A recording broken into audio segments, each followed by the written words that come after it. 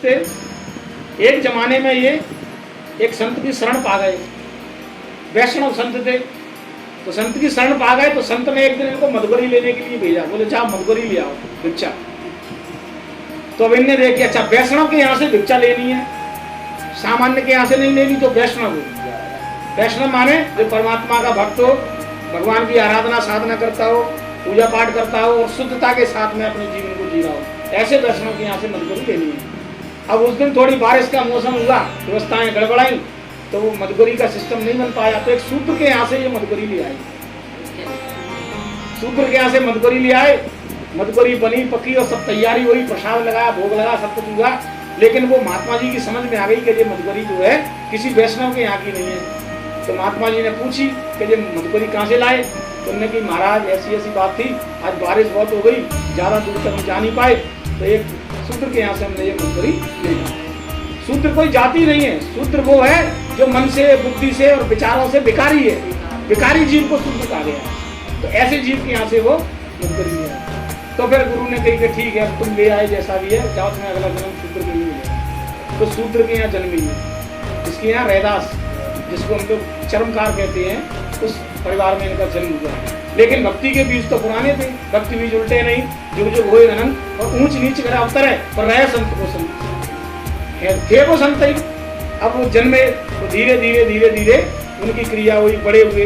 तो उनका नित्य नियम था, देवी का उनका नियम था कि 2 जोड़ी जूते बनाना, तो 1 जोड़ी जूता दान करना, 1 जोड़ी जूता बेचना, उस जूते से अपने घर का खर्चा चलाना। बहुत जमाने की बात है। तो ये उनका नित्य, देखो यही दान है।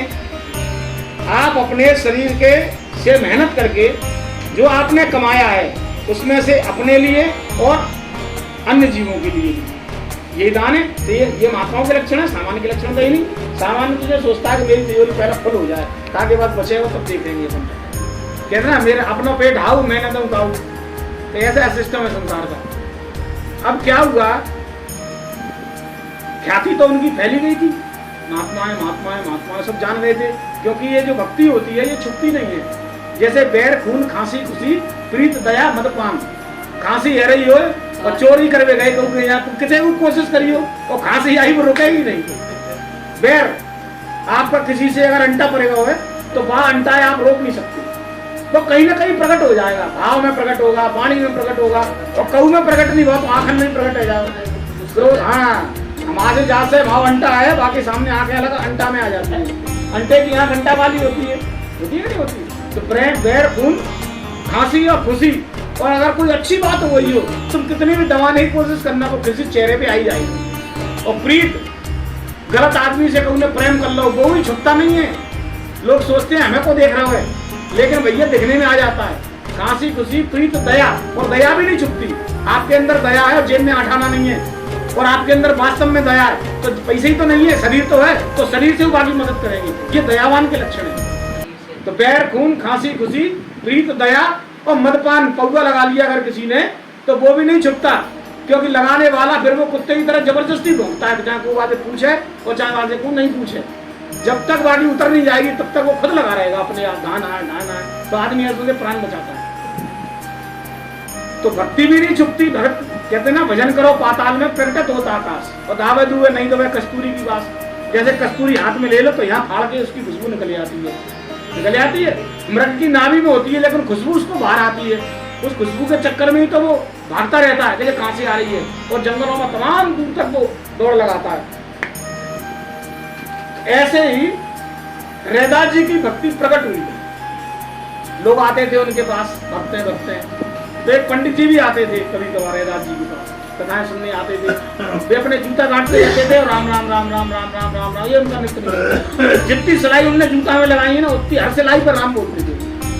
चमड़ा काट रहे हैं तो राम, चमड़ा धो रहे हैं तो राम, जूता काट रहे हैं तो राम, यानी उनकी श्वास प्रश्वास में स्मरण भगवान का होता रहता है। ये पूर्ण संत के लक्षण होते हैं। और भावात्मक तौर से भगवान के ध्यान में, चित्त से भगवान का ध्यान, वाणी से भगवान का नाम, और हाथों से भगवान का काम। काम जूता कट रहा है लेकिन जो काम हो रहा है उसमें भी राम, वाणी मन सब एक साथ लगा है उसमें। तो एक पंडित जी भी आते थे, पंडित जी की पंडितानी भी थी, एक ग्रस्त महात्मा थे पंडित जी। तो एक बार क्या हुआ, पंडित जी वहां से आए तो गंगा स्नान के लिए पंडित जी जा रहे थे, तो उन्होंने कहा चलो संत दर्शन करते हुए चले। गंगा स्नान तो जाहिर है अच्छा भी होता है, महात्माओं के दर्शन पहले हो जाए फिर गंगा स्नान करो। गंगा में भी जाते हैं पहले संत ढूंढते हैं तो महापुरुष मिले बाकी दर्शन करें, क्योंकि संतों को साक्षात ईश्वर स्वरूप माना गया है। तो वो रैदास जी के पास पहुंचे तो रैदास जी ने कि भैया कहाँ जा रहे हो पंडित जी? बोले आज गंगा स्नान सोमवती है, वहाँ जा रहे हैं।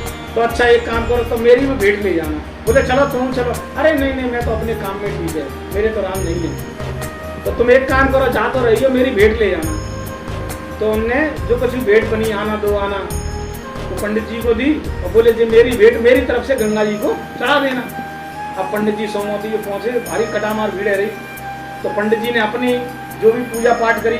उसके बाद जब पंडित जी ने रैदास जी की भेंट गंगा मैया को दी कि हे माँ गंगे, जे हमारे यहाँ एक संत है रैदास, ये भेंट उनने आपके लिए भेजी है। और जैसे ही उनने भेंट को हाथ आगे बढ़ावा है साक्षात गंगा मैया प्रकट हो गई अंदर से। ये नाम की महिमा, साक्षात गंगा मैया प्रकट हो गई। और गंगा मैया प्रकट हुई तो एक कंकन लेके आई सोने का, अष्ट धातु का कंकन और तमाम प्रकार के उसमें रत्न जड़े थे। और गंगा मैया ने भेंट अपने हाथ में ली रैदास की और अपनी भेंट जो है उस पंडित के हाथ में रख दी। बोले जे पंडित जी भेंट ले जाओ और जे रैदास को मेरी तरफ से भेंट देना कि माँ गंगा ने तुमको ये भेंट दी है। कंकन इतना बेशकीमती था, पंडित की लाख पक गई। पंडित को तुरंत पंडितानी ध्यान आई।